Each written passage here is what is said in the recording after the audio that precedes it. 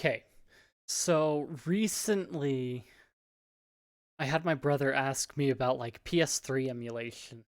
And so RPCS3 is the best emulator you're going to get. I think it's about the only emulator for the PS3 you're going to find. So I thought it would take more than it actually does. So RPCS3 basically tries to use Vulkan for its backend for graphics. And so what that means is because Vulkan's lighter on graphics resources, it can do a bit more. It renders things a bit differently, and it's a little bit more efficient than OpenGL.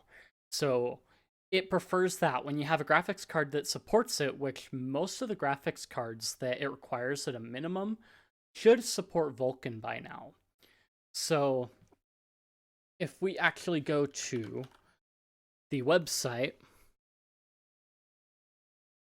it has a section under, I believe, the quick start or some. So if we go to the quick start, it tells us what the minimum requirements are. So it tells you an AMD, Intel, whatever.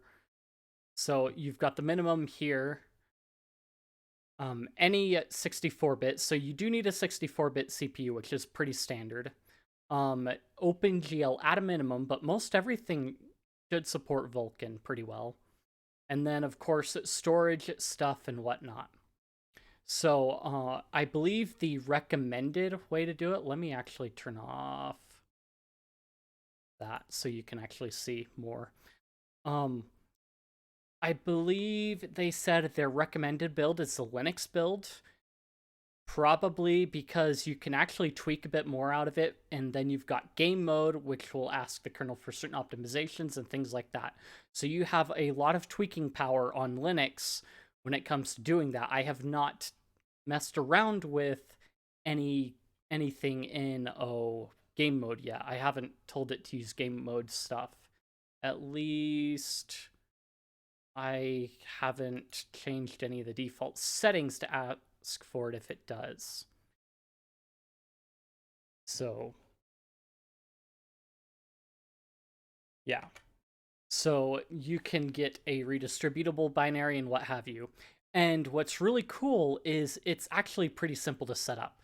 So literally all you do is you install the application. So depending on your distro, it may already be in your package repos. So if I go,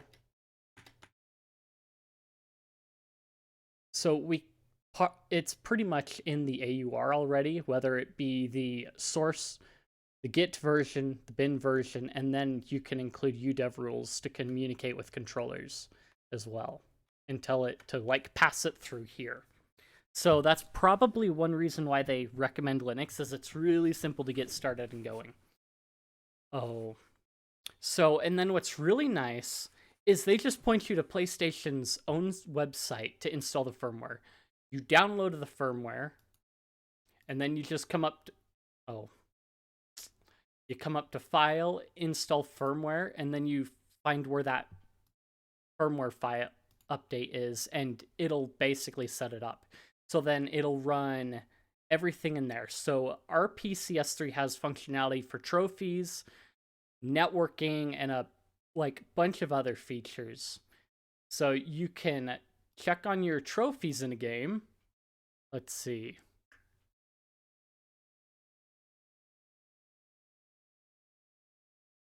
If I can find it here. Trophies. So you can see what you've earned, what you haven't earned, and a nice little window here. So you can keep track of your gamer points.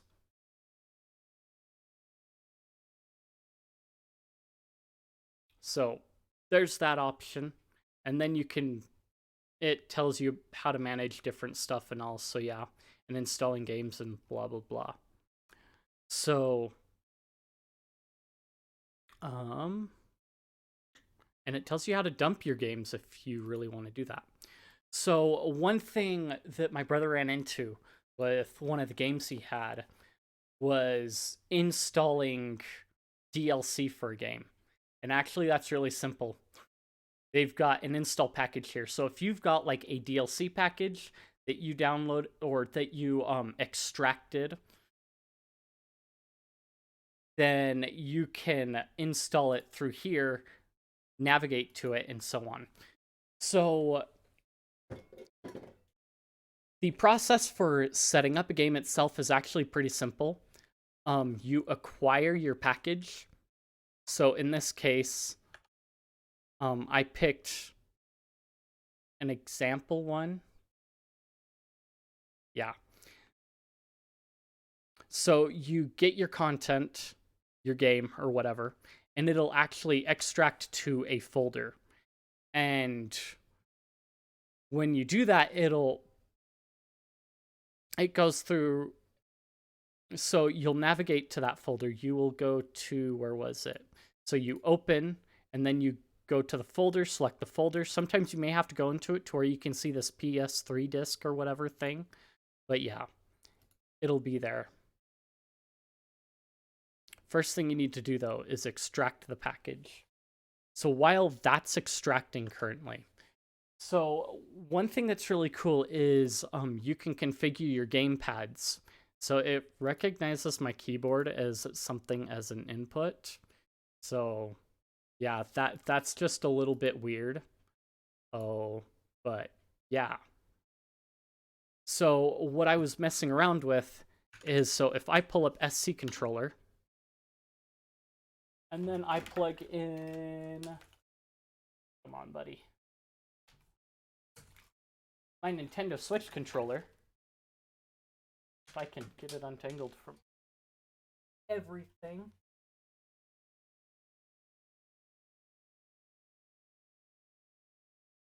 And to make sure I didn't lose everything. Back up there. Okay. So I plug in my controller.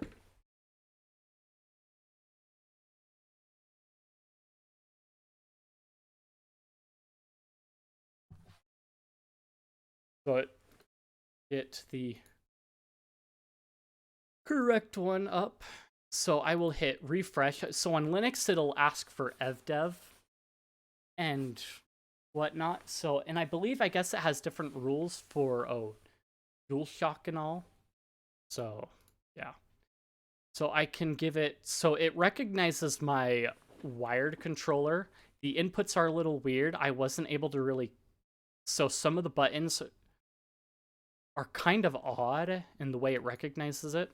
So going through SC controller, I can tell it Xbox 360 gamepad, and then it's got it all mapped out automatically for me. Because this particular controller doesn't have pressure sensitivity like I would with a Steam controller, then yeah. I believe, so there should be a way to mess with gyro, but yeah. So that's it. So then I can spin up the game. So it goes through this process whenever you run up a new game as well, is it'll compile modules and whatnot, and then it'll start the game. So one thing you'll also run into is, depending on your video card, it will take a bit to compile shaders, and so you'll see a frame drop from that. So like the laptop my brother was playing on has a GTX 1050 in it, and the games will run full speed, but it does take a second for it to compile shaders as you enter like different areas or new areas. So I'm not sure how well it'll reflect. You should be able to see the frame rate up in the top there. So we've got 30 frames pretty consistently. So one other feature with RPCS3 is you can reroute through the RPCN or RPCS3's version. stand-in for the PlayStation Network, and they actually have guides on the wiki on getting certain games that can support multiplayer, how to get it to work, because some games are still broken on the multiplayer, but you can still do single player just fine.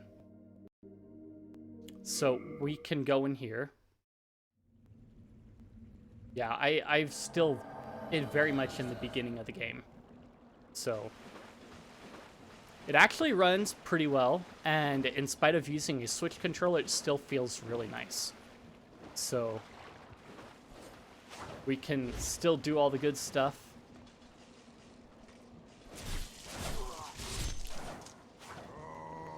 So the frame drops really aren't that bad, and OBS is actually not too bad. So it runs pretty well. There are some tweaks that I did do, I believe, based on the wiki, to get it to run a bit better, because when I first ran it, there were some graphical issues with it. Some things would flicker in and out, and yeah. So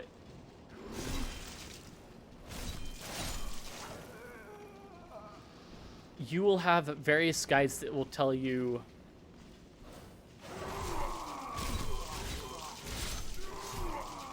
what you can do to make the experience a bit better and make it a bit more playable, give it some more runtime that way.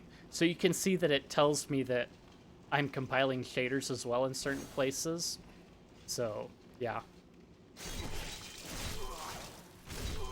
If I could play Souls games, that would be good, but, you know, I'm really bad at them.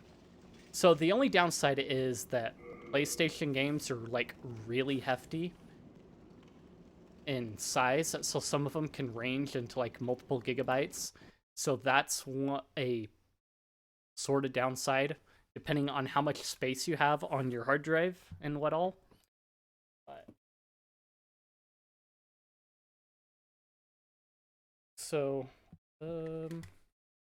okay. So let's see if, yes, you did. So we can delete the archive. So the method, like I said, so we go in, we come in, and we'll navigate to this one, and we click open. So what it does is it loads up the module, and it does this compiling deal.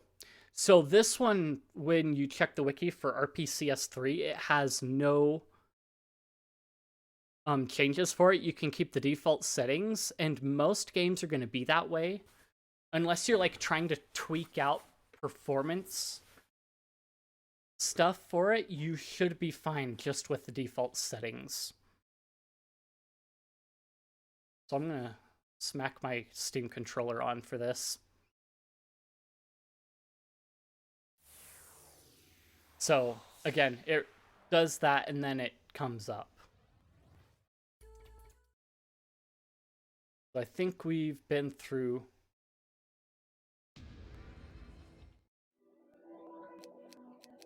So we can see that it actually runs, you know.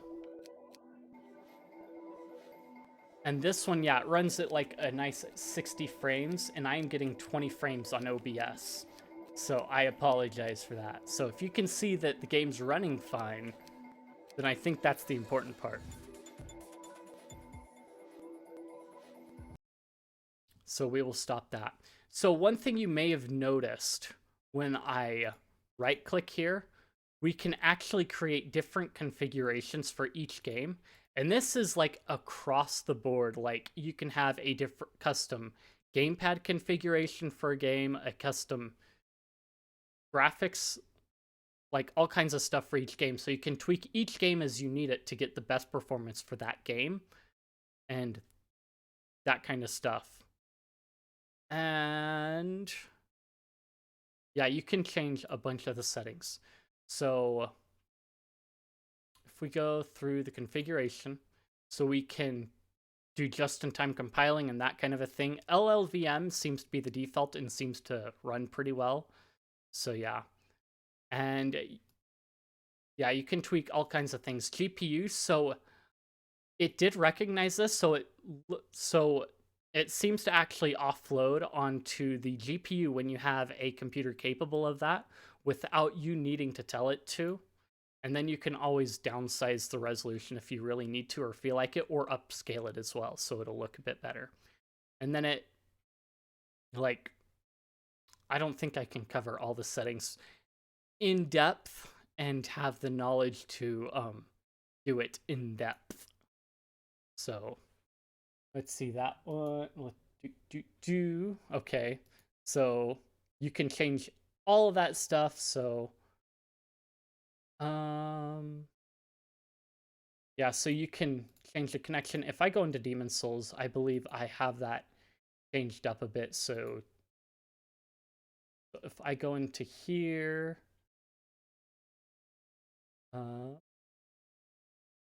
change custom configuration, and I go to network. So I've got RPCN3 or RPCN set up as it, and then connected.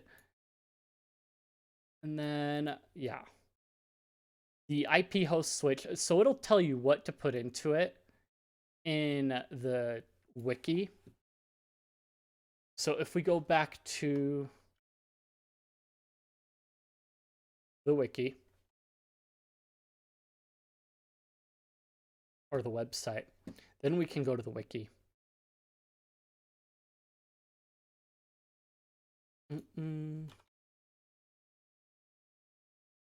So it's got a whole database you can refer to, or you can like search for the game on the wiki, one of the two. So it gives you on the wiki here the configuration to make it look better and like give it less graphical issues. There are still some missing things in the graphics. Like the shield is generally missing, the invisible shield issue, and then PlayStation Network used to not work, but now it does. And let's see. So this redirects you to a private server that someone has set up for Demon Souls that actually has some pretty cool configurations for it that lets you change some of the world stuff as well.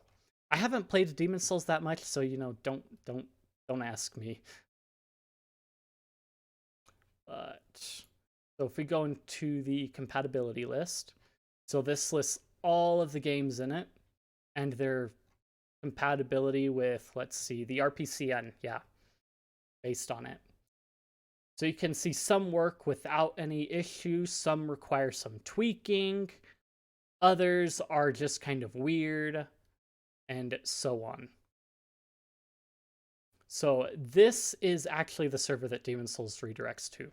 So you have all kinds of options. If there's a game and you know you can get a private server working, then add it to the wiki, and then it'll help other people have a better experience on it. So yeah. But I know Muda's talked about RPCS3 before. So it's a really nice emulator for the little bit that I've messed with it. So if you're one of those people that wants to be able to play your PlayStation 3 games and doesn't want to have to break your discs, or if you've got PlayStation games but you don't have a console, this is a decent stand-in for it, especially since some of the network stuff for PlayStation 3 may be down. I am not quite sure actually about that. But if you have PS3 games but you don't have the console, this is an option, I think. So if you found this helpful, informative, if you're one of those people that has like a laptop with a 1050 graphics card or a computer with a 1050 graphics card in it, and you weren't quite sure whether you could do PS3 games, you can at full speed, and it works really well. So yeah, Discord, that kind of thing. All those chat links are in the description for the Guilded and whatnot too, so you can check those out. And again, full feature rich emulator, and it keeps track of a bunch of things that you wouldn't think about. Has friends capability in the RPCN as well. So I will see you guys later.